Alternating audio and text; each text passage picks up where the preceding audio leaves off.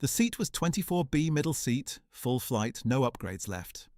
Renee pressed her shoulder into the armrest and tried to make herself small, the way she had learned to make herself small in a dozen different rooms across a dozen difficult years. She was holding it together. That was the only project she had left.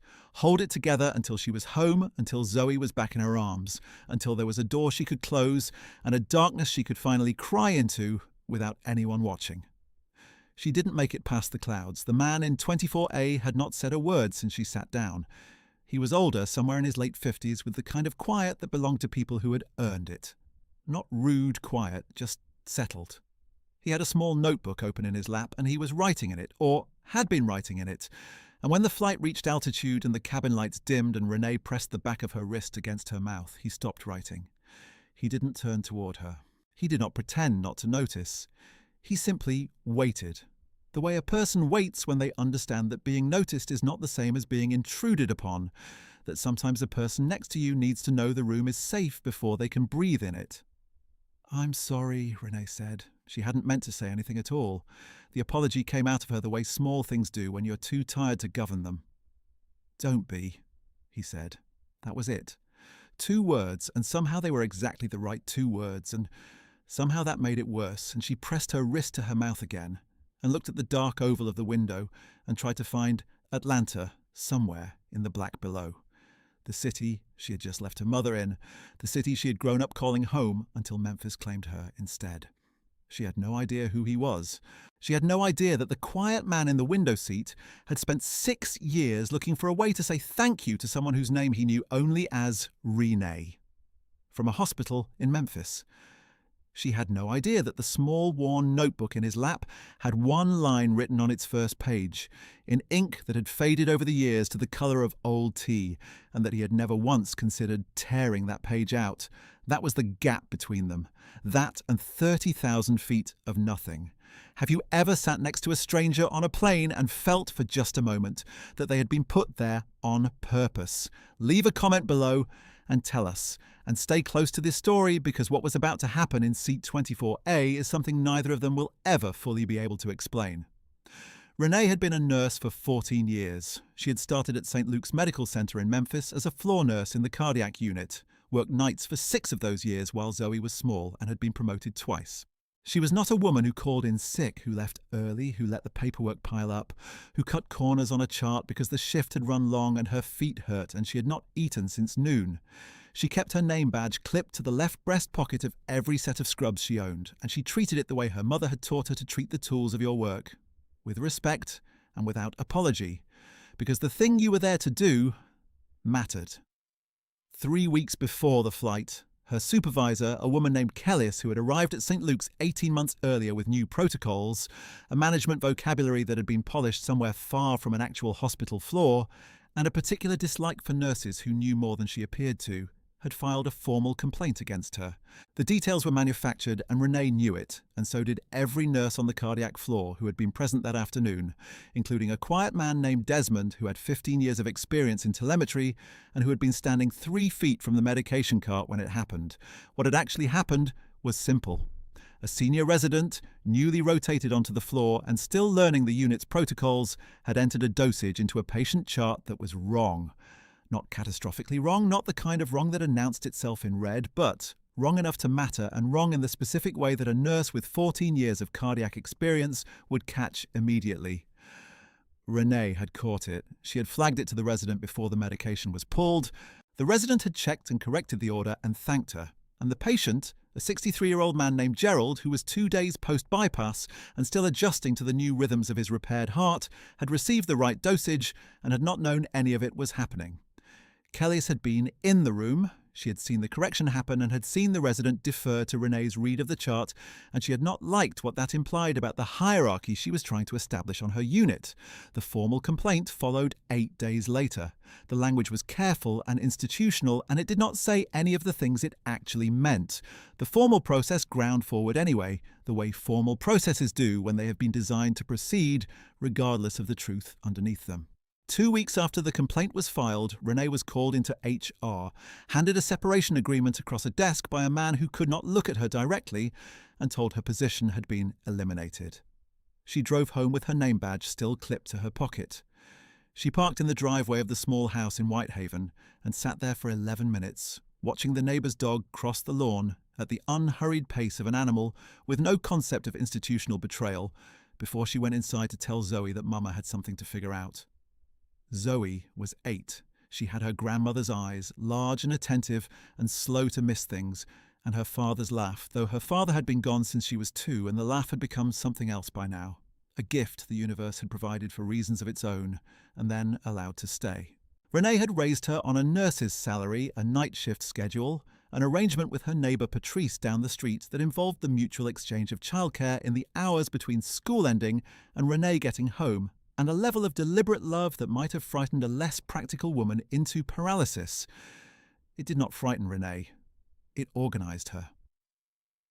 The mortgage on the Whitehaven house was 3 months behind. It had been 2 months behind when the job ended, and the first thing Renee had done after signing the separation paperwork was drive to the gas station, buy a legal pad and a coffee, park in the lot, and spend 40 minutes writing down every number she had and every number she owed, and the date by which those 2 columns needed to reconcile or something structural would give way. The number on the right side of the ledger was not large. The margin was thin, but she knew it, and knowing the shape of a thing was how Renee had always survived difficult things, by looking at them directly and then deciding what to do next. She had started applying for positions the following morning. The process moved the way these processes moved, slowly, with long intervals between responses, and with the particular frustration of being a candidate who was obviously qualified and obviously had left her last position under circumstances that required careful navigation in every cover letter. She had 2 interviews scheduled for the week after she returned from Atlanta. She was focusing on those. Then her mother called. Darlene had been sick the way certain mothers are sick, quietly and without complaint, and then suddenly at the edge of something that could not be managed quietly. She was 71 years old and had been living with her sister in the house she'd grown up in. In the neighbourhood in Atlanta she had never once considered leaving, and she had not told Renee how serious things had gotten until the week it became impossible not to. Renee had listened to the call at her kitchen table with the legal pad still open in front of her. Then she had put the pad in a drawer, called Patrice, and booked the first flight to Atlanta that the last credit card with room on it could accommodate. The ticket was $412. She did not look at the balance after she pressed confirm. She had held her mother's hand for 3 days in a hospital room with beige walls and a window that looked out onto a parking structure, and she had been there when Darlene let go on a Wednesday evening with the last of the lights still in the room. She had handled everything that needed handling in the days following, the arrangements and the paperwork and the phone calls and the small administration of a life that has concluded, and she had done it the way she did most difficult things, with her back straight and her hands moving and her feelings held in the tight and orderly space she had built for them over many years of practice. She buried her mother on a Thursday. She was on the plane home by Friday evening in 24B, and she was holding it together, and then the altitude levelled out and the clouds fell away below them, and she was not. The man's name was Curtis. He told her that much when she finally lifted her face and apologized again, and he said again that she shouldn't. Just Curtis. She told him her name was Renee. He repeated it, in the careful way of someone who wanted to hold it accurately, and something moved across his face that she interpreted as ordinary sympathy and did not look at closely. Look. He asked where she was headed. Memphis, she said. Home. He said he was going to Memphis too, a meeting in the morning, and he had decided to fly commercial for once because his assistant had the week off, and the booking for the other thing required his assistant. She had almost smiled at that. Almost. She did not ask what he did for a living. She was too emptied out for the normal mechanics of airplane conversation, the mutual resume exchange, the polite inflation of each other's importance. He didn't offer it. They sat for a while in a quiet that had shifted without either of them deciding to shift it, from uncomfortable to something that felt against all logic, like rest. Then he said, "Do you want to tell me why you were crying? You don't have to." She had not told a single person the whole of it since the morning she had come home from St. Luke's with her badge and a box of desk items, the small accumulated artifacts of 14 years in a single institution. Not Patrice, who had asked twice with the careful persistence of a good friend who knows when not to push harder. Not her cousin in Memphis, who had called the same evening and asked how she was doing in a voice that meant she had already heard something. She'd held it the way she had learned to hold hard things, with her back straight and her hands open and her expression neutral, a posture so practiced it had become a kind of second skin. She told Curtis. Not all of it at first. She told him about the job, about the chart correction, about Kellis, about the formal process and the man in HR who hadn't been able to look at her. She told him what the separation agreement had said and what it had not said, and she told him that the nurses on her floor had known and had not been able to do anything about it, and that Desmond, who had been standing 3 feet away when it happened, had told her when she cleaned out her locker that he was sorry and that he hoped they caught up with her soon. She had thanked him and carried her box to the car and kept her face composed until she hit the freeway. Then she told him about Zoe, about the 8 years and the legal pad and the margin and the 2 interviews scheduled for the week ahead.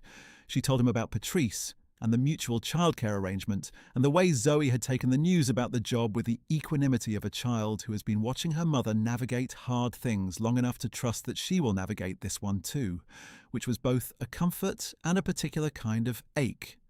She told him about her mother then, about the call, about the parking lot and the credit card and the $400 ticket, about the beige hospital room and the parking structure view and the Wednesday evening and the things that needed handling after, about the burial on Thursday, which had been attended by more people than she had expected because her mother had moved through the world in the way of people who accumulate love quietly over decades by showing up. And a lot of those people had shown up on Thursday. She did not cry while she told him any of it. She had already done that. Now she was reporting, which was how she had always preferred to operate, with the facts laid out in order and the feelings folded underneath where they were still available but were not running the room. He listened the whole time, not the way people listen when they are waiting for a gap they can step into.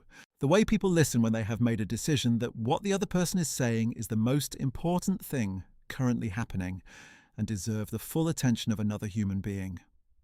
When she finished, he was quiet for a moment. Then he said, "You corrected a medication dosage." "Yes. And that is why they let you go." "That is the short version," Renee said. He nodded once, slowly, in the way of someone who already understood what he had just heard and was taking a moment to let its absurdity sit in the light without dressing it up. Curtis Hale had built his company, Hale Medical Group, across 30 years, beginning with a single outpatient clinic in a strip mall in Chattanooga, a lease signed with money he had borrowed from his mother-in-law and paid back in 2 years. He had grown it into a network of 23 hospitals and 42 outpatient facilities in 9 states, and he had done this through a combination of operational rigor, an unusual policy of treating what floor nurses told him with more weight than what administrators put in reports, and a private conviction that the people who showed up at 3 in the morning and did the quiet, essential work were the ones holding the whole structure upright. He had not arrived at this conviction through philosophy. He had arrived at it through an event, the kind of event that divides a life cleanly into before and after and leaves no ambiguity about which side you are standing on. 6 years before the flight, his daughter Maya had been 26 years old and in kidney failure. The disease had come on quickly, with the particular speed of certain medical cruelties, and the transplant waiting list had stretched in front of the family like a corridor that kept adding length at the far end, no matter how fast you walked. Maya had been on dialysis for 14 months when a paired exchange match came through the program. A living donor, a stranger who had agreed to donate to an unknown recipient in exchange for the paired donor system, redirecting a compatible kidney to Maya. The surgical teams had confirmed the compatibility. The procedures had been coordinated between 2 centers, one in Memphis and one in Nashville. Maya had woken up the morning after surgery with someone else's kidney, a functional, healthy kidney, beginning its work inside her, and Curtis had sat in the waiting room in Nashville with his hands folded in his lap and his head bent, and thanked God and the stranger in Memphis with everything he had. The transplant coordinator had come to speak with him in the waiting room. The donor had chosen to remain anonymous, she told him, and the program's privacy protocol was firm. What she could share, because the donor had authorized this single small disclosure, was a first name and a city. Renee, from Memphis. He had taken out the small notebook he always carried and written it on the first page. He had been carrying notebooks since his first year in business, a habit that had begun because he had missed one detail in one meeting that had cost him a client contract, and he had sworn after that to write things down. Most pages in this notebook, and in the hundreds that had preceded it, held the residue of daily business, numbers and names and action items, and half-formed questions he would follow up on later. The first page of this one held nothing after that except those two words in his own blue ink, faded now but legible. Renee, Memphis. He had looked at them, on an average of once a week, across 6 years. He had tried twice to make contact through the transplant program, submitting formal requests for mutual disclosure. Both times he had been told the donor had not yet authorized contact.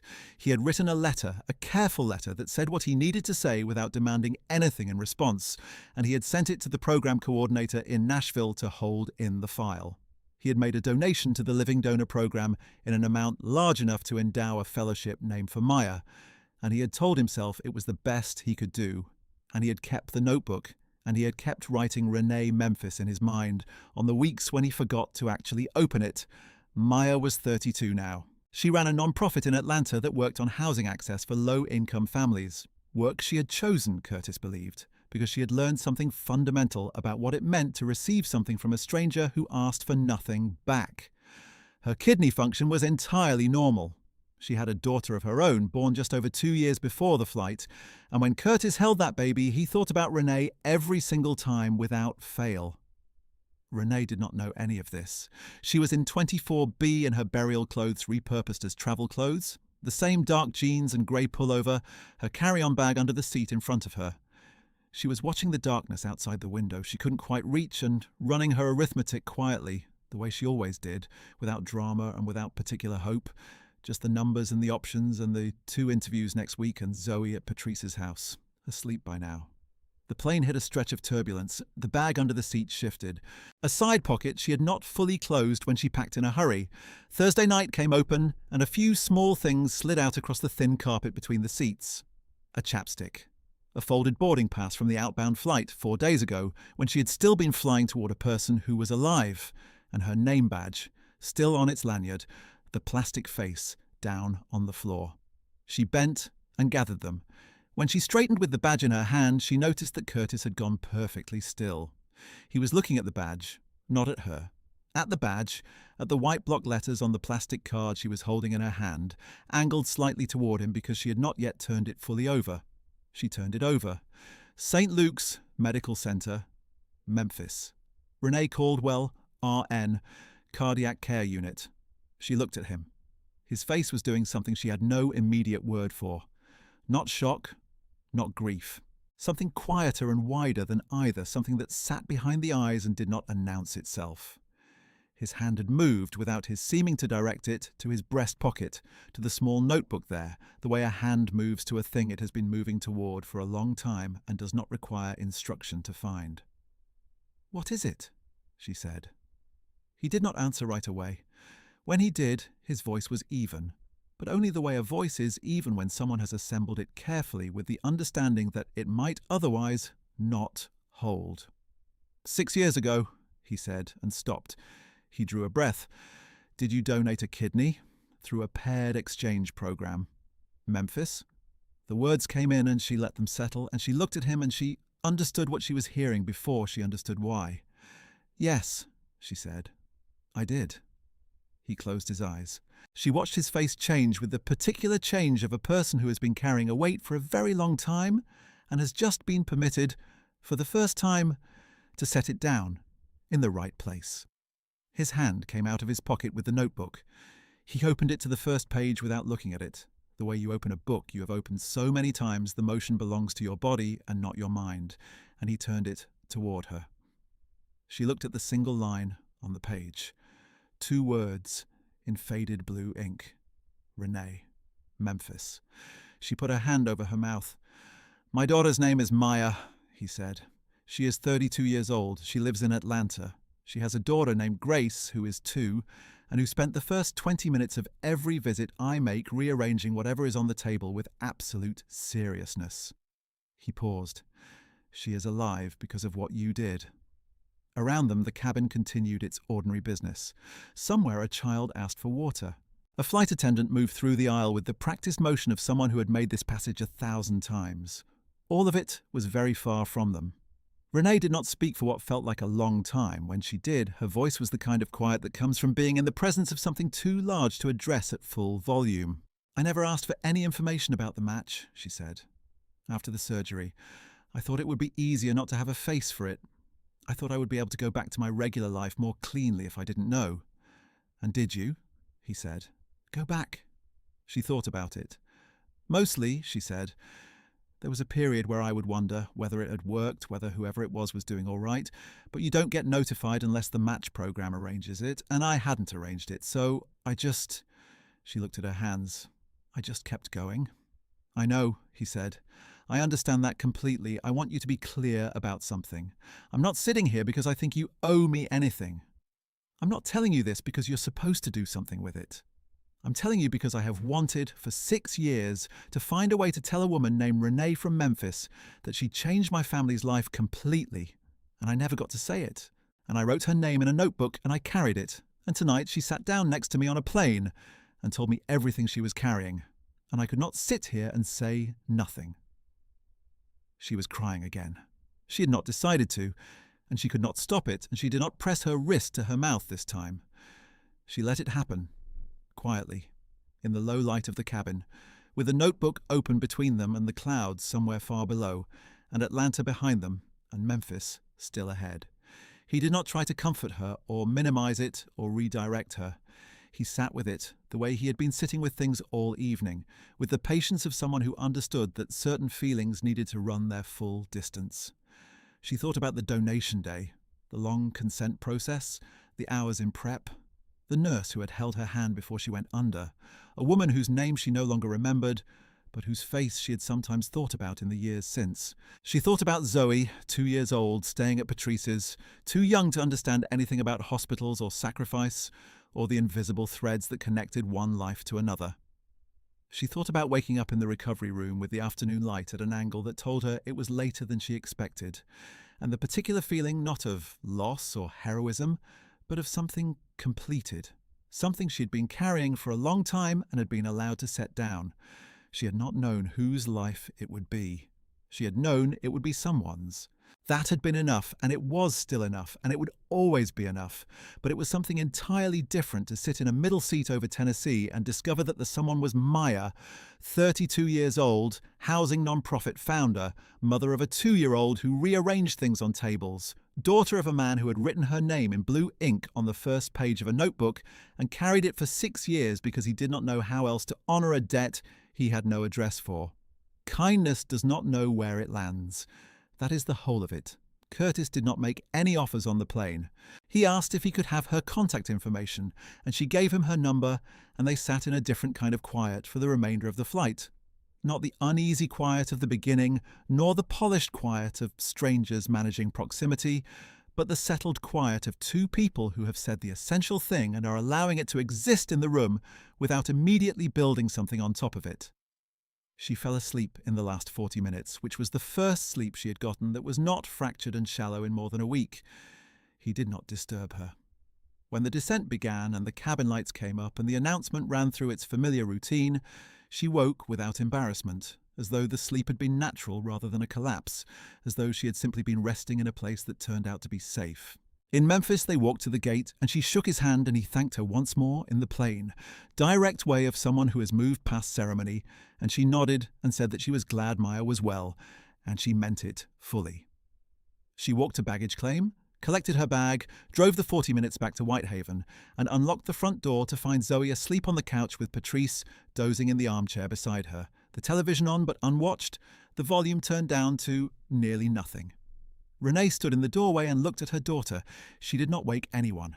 She turned the television off and spread the throw blanket over Zoe's legs and pulled a chair from the kitchen and sat beside the couch in the dark and held Zoe's small hand in both of hers and thought about Maya in Atlanta and about Grace, who rearranged things on tables, and about the invisible architecture of connection between one ordinary person and another, the threads that ran through years and miles, and the unremarkable logistics of living without anyone knowing they were there. Patrice stirred in the armchair and opened one eye. "How was it?" she said. "Hard," Renee said, "and then something happened on the plane." Patrice opened the other eye. "Good something or bad something?" Renee considered this question, which felt larger than its grammar suggested. "I don't know yet," she said, "but I think good." 3 days later, Curtis called. He did not open with pleasantries. He said he had told Maya the evening after landing, sitting in her kitchen in Atlanta with Grace asleep in the other room. He said Maya had listened to everything and had been quiet for a long moment, and had then said she needed to know that Renee was all right, not because she owed anything, but because she needed to know. Then he said he had spoken with the chief of medicine at Hale Medical Group's Memphis hospital, a physician named Dr. Warren, who had the organizational authority and the professional inclination to do something about a situation that had stripped a 14-year cardiac nurse of her position because she had caught a medication error before it reached a patient. Dr. Warren had reviewed the publicly available information on Renee's separation, had placed 2 phone calls to contacts at St. Luke's, and had reached his own conclusions. He had a position available, had in fact had it available for 8 months, a senior floor nurse role in the cardiac unit with an added patient advocacy component that paid 22% more than her previous salary. It would begin when she was ready. Renee stood at the kitchen counter and listened to this with her free hand flat on the formica and her breathing carefully maintained. "I want you to understand," Curtis said, "that this is not charity. Hale Memphis has been looking for someone with your credentials and your record for 8 months. The role is real and Dr. Warren's need is real, and if you want to speak with him independently, without me in the middle of it at all, I will give you his number and I will not speak to him again about it. The decision is completely yours." She was quiet for a moment. "The mortgage," she said. There was a brief pause on his end.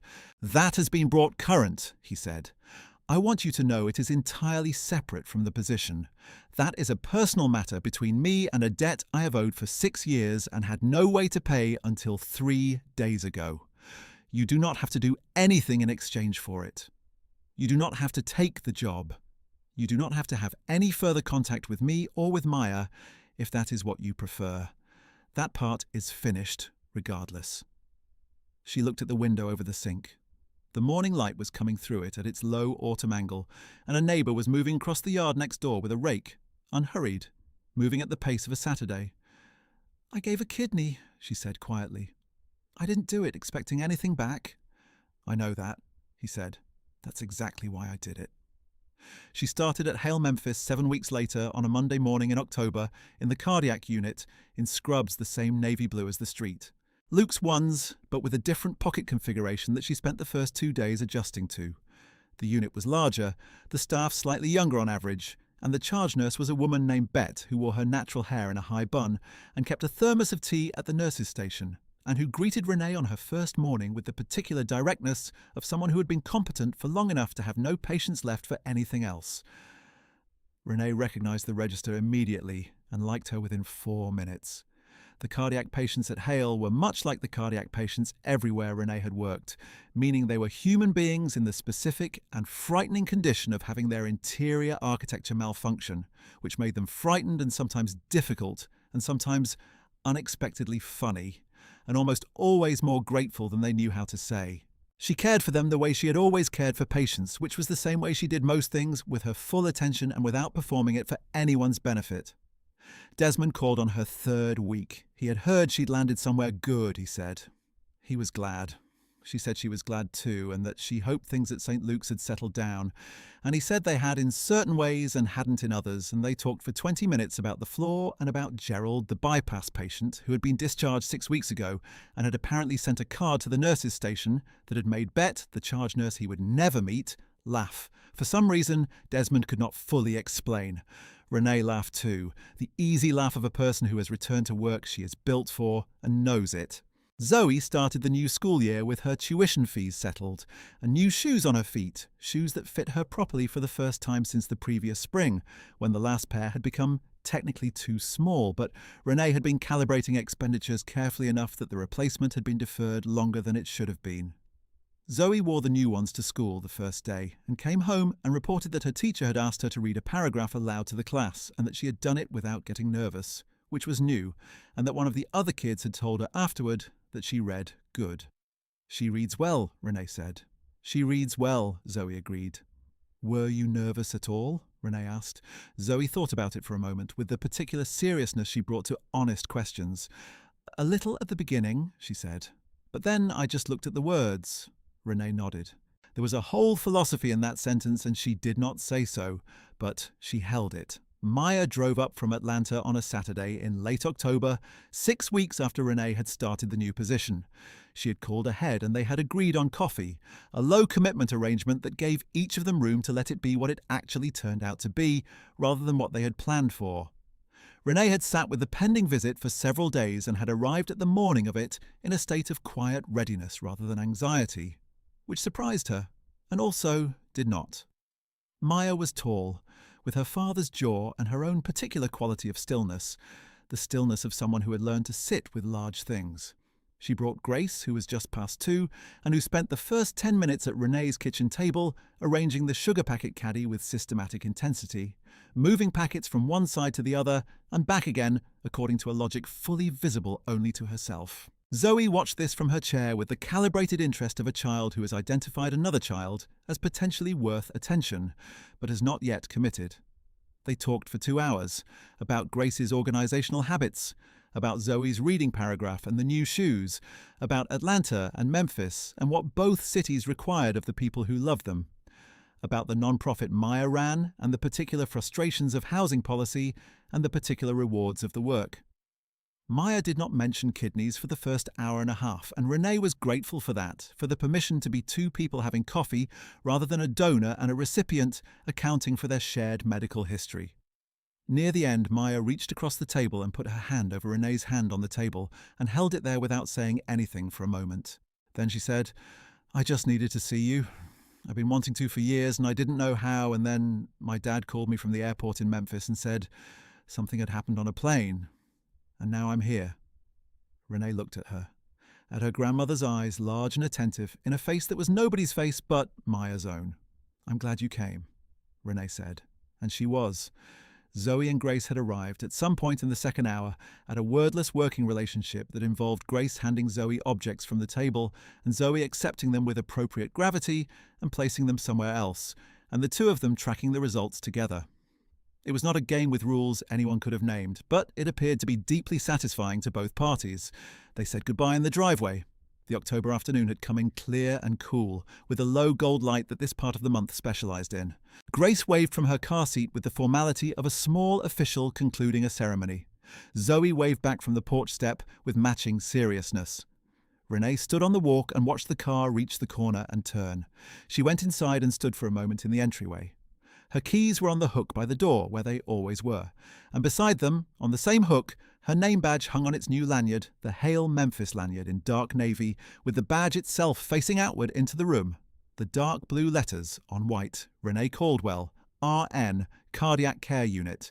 She had put it on that hook on her first morning at the new job because her hands had moved there without instruction, and because the hook was where it belonged, and it had hung there every morning since, waiting for her before each shift. She looked at it for a moment. Zoe appeared in the hallway behind her. "Is she coming back?" Zoe asked. "Yes," Renee said. "I think she is." Zoe considered this and accepted it and went back to the kitchen to resume something she had left unfinished, and the house went quiet in the way it went quiet on Saturday afternoons now. The easy quiet of a house that had room in it again, room for the normal sounds of a life that was not under emergency. Renee stood in the entryway a little longer with the October light at the window and the badge on the hook, and Zoe in the kitchen, and she thought about Darlene, who had always said that the things you did when you thought nobody was watching were the only things that really told you who you were, and she thought about a man named Curtis, writing 2 words in a notebook in a waiting room in Nashville, and she thought about a 2-year-old named Grace rearranging sugar packets with the absolute conviction of someone for whom order was achievable and worth pursuing. She reached out and touched the edge of the badge lightly. The plastic was warm from the light. Then she went to the kitchen to find her daughter. If you've ever done something quietly for someone who needed it, never knowing where it would land, that moment belongs to you. Leave it in the comments. And when you're ready for another story, one more act of grace that came back around when no one expected it, it's already waiting.